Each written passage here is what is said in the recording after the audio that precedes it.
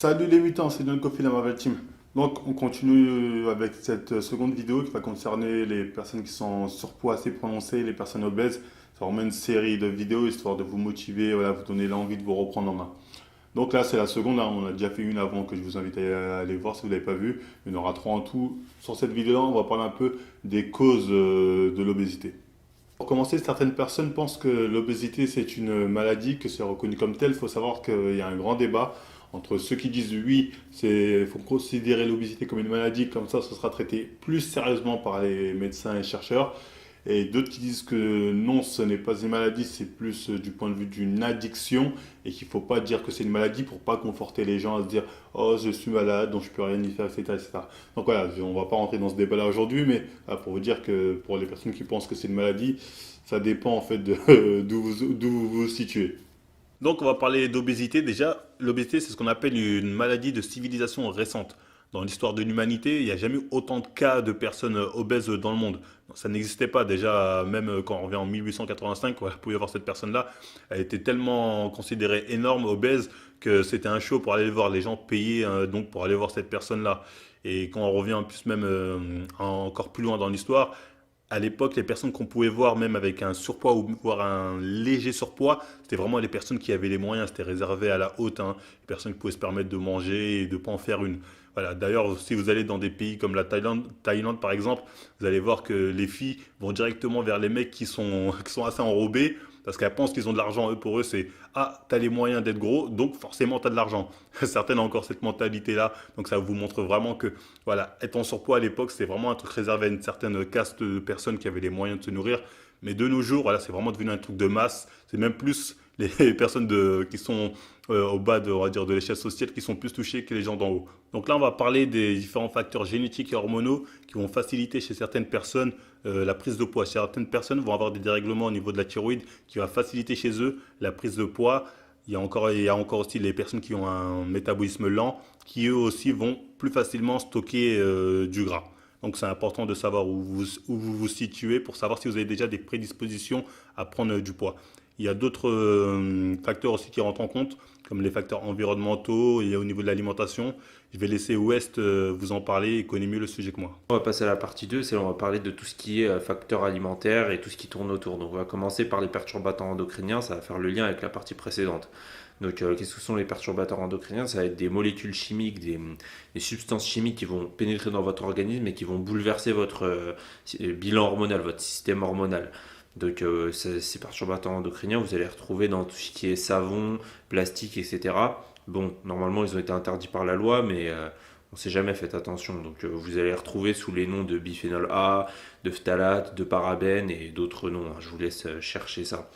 On va parler aussi de quelque chose qui est assez méconnu, ça va être l'eau du robinet. Donc pourquoi l'eau du robinet? Parce que si vous voulez, dedans, vous allez avoir des résidus de pilules contraceptives. Et la pilule contraceptive, si vous voulez, enfin, quand vous allez boire un verre d'eau du robinet, vous allez aussi assimiler des œstrogènes. Et donc on le sait aussi, hein, les œstrogènes, c'est l'hormone féminine et c'est une hormone qui, surtout pour les hommes, va perturber votre bilan hormonal et surtout vous faire prendre du gras. Donc faites attention à ça aussi. Maintenant, on va passer aux facteurs qui sont plus alimentaires. Donc dans les facteurs alimentaires, bon, vous avez la classique, hein, la malbouffe, hein, des aliments de mauvaise qualité. Donc forcément, ça fait prendre du poids, trop de gras, trop de sucre, etc. Mais vous avez aussi la suralimentation, ça va être pair, hein, c'est vous mangez mal, vous mangez trop, bon bah logiquement, hein, vous prenez du poids. Maintenant, on va passer à quelque chose de plus pernicieux, ça va être tout ce qui est additif alimentaire, ça c'est moins connu, pareil. Donc vous allez avoir tout ce qui est émulsifiant, ça a été prouvé. Ça a été prouvé que ça faisait prendre du poids. Donc je vous laisse d'ailleurs vous procurer le livre de Corinne Gouget. Donc dedans vous avez tous les additifs alimentaires qui sont répertoriés. Donc quand vous faites vos courses, vous voyez les ingrédients, vous voyez je sais pas quoi, vous regardez dans le livre direct et puis ça vous dit pourquoi il est dangereux, s'il est dangereux, etc. En code couleur, etc. Donc ensuite on va avoir l'aspartame. Donc pareil, ça aussi c'est pernicieux dans le sens où c'est utilisé pour les produits light, sauf que si vous voulez, ça va stimuler déjà votre envie de sucre, donc ça va vous donner envie de manger plus. Et en plus de ça, ça va tromper un peu votre système hormonal et surtout votre production d'insuline. Donc c'est-à-dire que vous allez prendre de l'aspartame, votre cerveau va penser que vous avez envoyé du sucre dans votre organisme, mais en fait non. Ce qui fait qu'il va envoyer un pic d'insuline, et d'ailleurs vous allez plus manger des cochonneries, etc. Parce que vous allez être attiré par ça, et forcément vous allez faire du gras. Il y a aussi des encore plus vicieux encore, ça va être toutes les substances qui rendent accro. Donc là-dedans, vous avez déjà le glutamate monosodique. Donc ça, pareil, vous allez le retrouver dans le livre de Corinne Gouget. C'est une substance en fait qui provoque l'addiction. Vous avez aussi le sucre. Bon, ça c'est connu. On connaît l'expérience avec les rats, la cocaïne et le sucre, hein. Et, on voyait dans cette expérience que les rats allaient plus vers le sucre que vers la cocaïne. Donc ça veut dire que c'est un pouvoir addictif qui est plus fort que la cocaïne. Donc ça veut dire que voilà, c'est vraiment un facteur qui va vous faire prendre du poids. Donc là, maintenant qu'on a parlé de toutes ces substances chimiques qui rendent accro, hein, donc comme j'avais dit, le glutamate monosodique et le sucre, on se dit qu'on peut légitimement faire une comparaison avec tout ce qui est cigarettes, alcool, drogue. Pourquoi? Parce qu'il y a une réversibilité. C'est-à-dire que certes, il y a des personnes voilà, qui vont être accros à la drogue, etc. Mais ils peuvent changer, ils peuvent arrêter d'être accros, tout simplement. Donc, ce qui veut dire que c'est possible aussi pour les personnes qui sont accros à tout ce qui est sucre, gras, fast-food et compagnie. Voilà, donc si c'est possible pour quelqu'un qui se drogue, qui fume, ou quoi que ce soit, ça doit être possible pour quelqu'un qui est, entre guillemets, accro à la malbouffe. Donc voilà, quand on a compris ce que West nous a dit, on comprend mieux aussi peut-être pourquoi il y a de plus en plus d'enfants voilà, qui sont en surpoids, Sur les enfants qui s'approchent de l'obésité. Voilà, parce que c'est plus sensible à tout ça.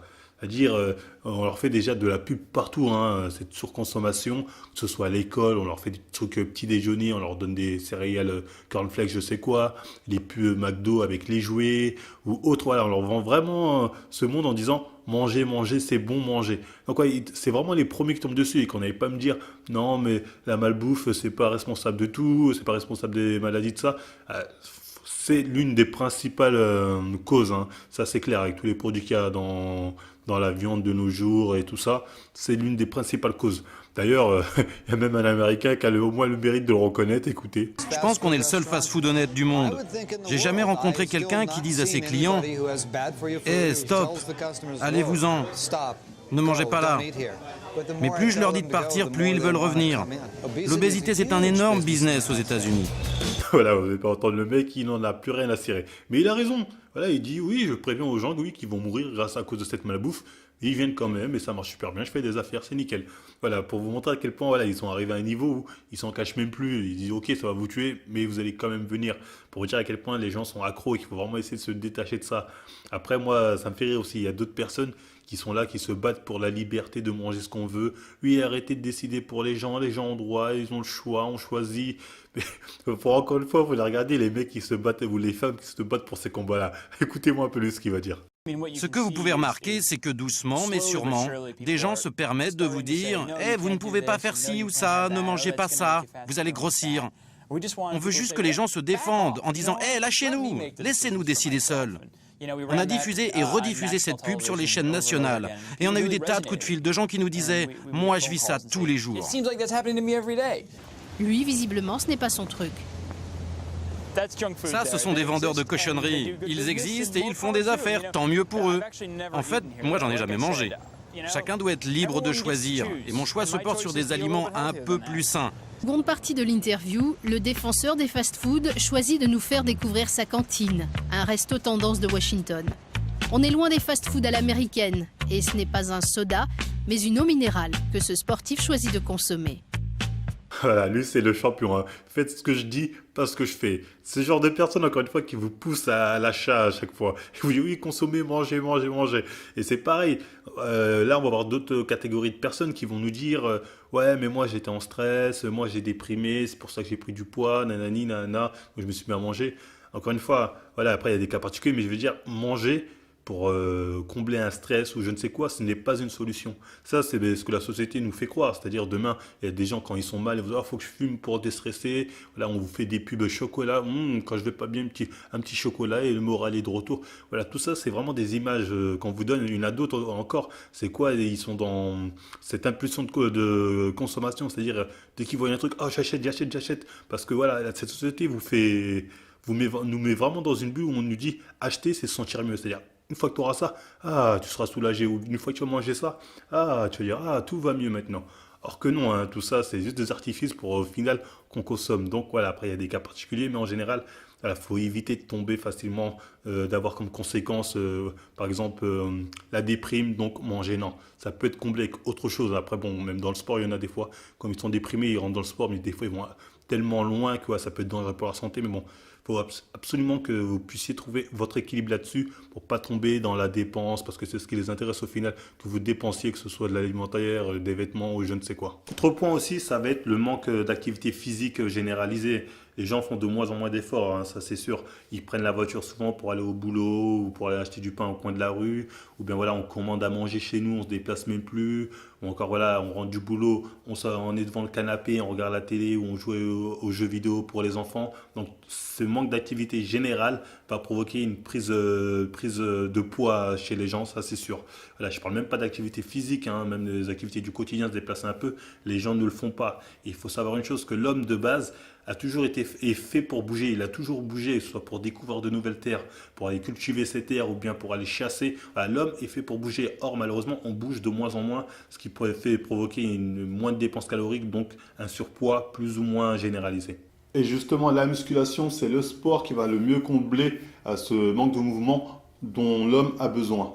Pourquoi? Parce que dans les autres sports, que ce soit des sports d'équipe, vous êtes dépendant des autres. Ou bien ça peut être des sports techniques type tennis ou basket ou foot ou je ne sais quoi. Si tu n'as pas cette technique, voilà, t'es pas bon, donc voilà, limite, tu te sens pas bien là-dedans.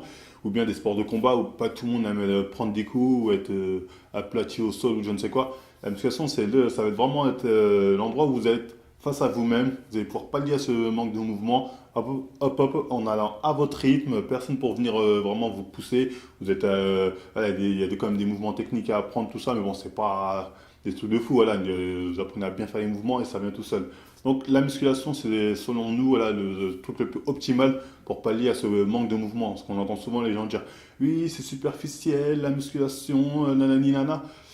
Si tu en fais ouais, pour devenir bodybuilder ou je ne sais quoi, oui, là, ok, c'est superficiel, mais ça reste le meilleur sport pour combler à ce manque de mouvement dont l'homme a besoin. Voilà, ça là-dessus, c'est assez clair, je pense.